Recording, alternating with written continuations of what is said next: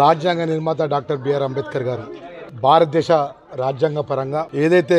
గౌరవ శాసనసభ్యులకు సంబంధించినటువంటి హైకోర్టులో ఉన్న అంశం లోపల గౌరవ హైకోర్టు ఇచ్చినటువంటి నిర్ణయాన్ని ఏదైతే విస్తృతమైనటువంటి అధికారులు ఉన్నటువంటి గౌరవ స్పీకర్ గారు శాసనసభ్యులకు సంబంధించిన వేటు విషయం లోపల జరిగిన పొరపాట్లు ఏమన్నట్టయితే పార్టీ మార్పిడికి సంబంధించిన అంశం ఏమన్నట్టయితే పూర్తిగా పరిశీలించి సాధ్యమైనంత తొందరగా నిర్ణయాలు తీసుకోవాలని చెప్పి గౌరవ హైకోర్టు స్పీకర్ గారిని చెప్పడం జరిగింది. మరి ఈరోజు ఏదైతే రాష్ట్ర ప్రభుత్వం ఉన్నటువంటి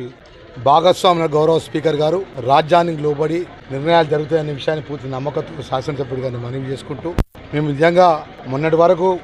అధికారంలో ఉన్నటువంటి నాయకులు 10 సంవత్సరాలు ఈ రాష్ట్రంలో ప్రభుత్వంలో పరిపాలించి వేరే రాజకీయ పార్టీ రాష్ట్రంలో అధికార ప్రభుత్వం ప్రజల్లో ఉండొద్దని వేరే పార్టీకి సంబంధించిన శాసనసభ్యులు ప్రజల్లో తిరగద్దని చెప్పి ఎన్నో విధాల ఇబ్బంది పెట్టే కార్యక్రమంలో భాగంగా గత కొన్ని రోజుల నుంచి మేము కోర్టుకి వెళ్ళాం. ఈ నిర్ణయాలు జరుగుతాయి ఆ నిర్ణయాలు జరుగుతాయని మాట్లాడినటువంటి టీఆర్ఎస్ బీఆర్ ఎమ్మెల్యేలకు ఆ పార్టీ నాయకత్వానికి గౌరవ కోర్టు ఇచ్చినటువంటి తీర్పు కనువిప్పు అవుతుంది అనే విషయాన్ని కూడా మనవి చేస్తుంది. ఎందుకంటే హైకోర్టులో ఉన్న అంశాన్ని అంతకంటే ఎక్కువ మాట్లాడితే ఒక శాసనసభ్యుడిగా అది బాధ్యత గల శాసనసభ్యుడిగా కోర్టు యొక్క నిర్ణయాన్ని స్వాగతిస్తున్న అనే విషయాన్ని కూడా మరొకసారి మనం చేస్తున్నాం. 10 సంవత్సరాలకెళ్ళి నేనేదన్నా ఒక పెద్ద మనిషిగా నేను ప్రభుత్వ నిబంధనలు ప్రభుత్వం యొక్క చట్టాన్ని గౌరవించే విధంగా నేను ఏదైనా మెదిలితే నేను మాట్లాడితే వాళ్ళని ఒప్పుకుంటాను. 10 సంవత్సరాలు ఇష్టానుసారంగా రాజ్యాంగం మీద గౌరవం లేదు, వ్యవస్థ మీద గౌరవం లేదు, శాసనసభ మీద గౌరవం లేదు, ఇష్టానుసారంగా రాజ్యం వెళ్ళినటువంటి నాయకులు ఇలా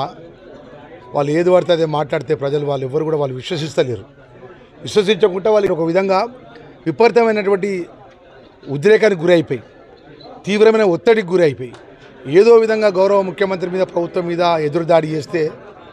ఆ ఎదురుదాడిని ఈ విధంగా ముందు పోతాను తప్ప వాళ్ళు 9 నెలల 10 నెలల లోపల ఒక బాధ్యత గల ప్రతిపక్ష పార్టీగా బాధ్యత గల ప్రజల పక్షాన్ని ఏదైనా విషయం మాట్లాడినా వ్యక్తిగత అంశం తప్ప వేరే విషయం ఇప్పటివరకు మాట్లాడిన అనే విషయం ఈ సందర్భంగా వారికి గుర్తు చేస్తాను.